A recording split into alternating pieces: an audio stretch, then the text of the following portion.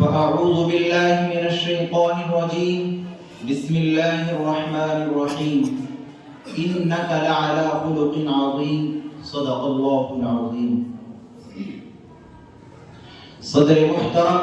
معزز علماء کرام اور رفقاء بزم، رب اکبر نے ساقی کوثر صلی اللہ علیہ وسلم کی تعریف فرماتے ہوئے انک لعلی خلق عظیم فرمایا کہ ہم نے آپ کو اخلاق حسنہ کے اعلیٰ درجے پر فائز کیا ہے، اور پیارے رسول جن پہ ہو رحمتوں کا نزول حضرت محمد مصطفیٰ صلی اللہ علیہ وسلم نے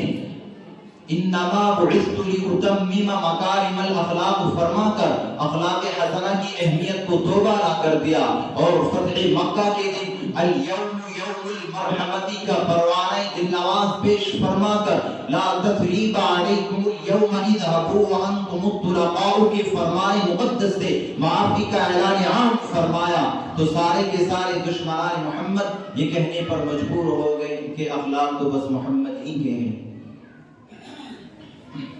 یہی وجہ ہے کہ ہمارا اسلام تلوار کے زور سے نہیں بلکہ اخلاق حسنہ کے شور سے پھیلا ہے۔ یہی وہ اخلاق حسنہ کی طاقت تھی کہ حضرات صحابہ نے زبان بھی نہیں کھولی مگر سینکڑوں افراد ان کے اخلاق سے متاثر ہو کر دامن اسلام سے وابستہ ہو گئے۔ یہی وہ اخلاق حسنہ کی تاثیر تھی کہ جنگ کے موقع پر حضرات صحابہ پانی کے لیے تڑپ رہے تھے، جیسے ہی پانی کا پیالہ ان کے منہ کے قریب بڑھایا گیا تو بازو سے آواز آئی کہ پانی کا پلا دو، تو اس صحابی نے اس پانی کے پیالے کو ان کی جانب بھیج دیا، پھر بازو سے آواز آئی کہ پانی کا پلا دو۔ اسی طرح تینوں صحابہ نے اخلاق حسنہ کا مثالی نمونہ پیش فرمایا کہ جسے تاریخ انسانیت کبھی فراموش نہیں کر سکتی،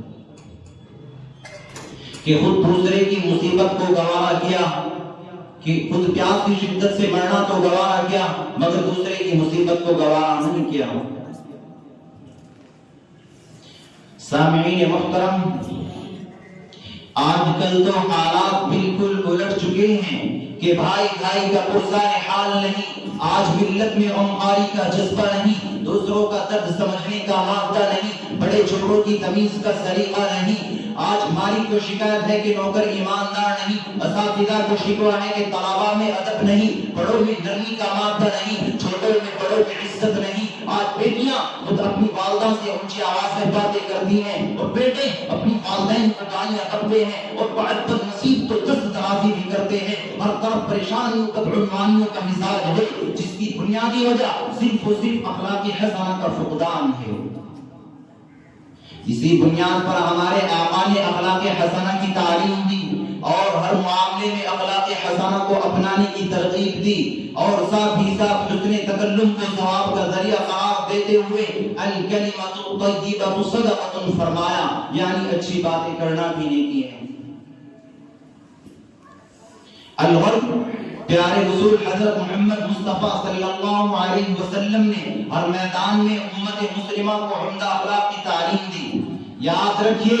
اگر انسان میں اچھے اخلاق ہوگے تو خود بخود آپسی بگاڑ کا خاتمہ ہوگا، خاندانی عداوتیں دور ہوگی، محبت کو فروغ ملے گا، زندگی میں خوشیوں کی بہار آئے گی، تہذیب و تمدن میں حسن آئے گا، تو پھر انسان اس راستے کو اپنائے گا جس پر چلنے کا آپ صلی اللہ علیہ وسلم نے حکم فرمایا، اور جس راستے پہ چل کر اصحاب رسول اللہ صلی اللہ علیہ وسلم نے اخلاق حسنہ کی وہ مثال نقش فرمائی جو کہ ساری انسانیت کے لیے لائق تقلید ہے۔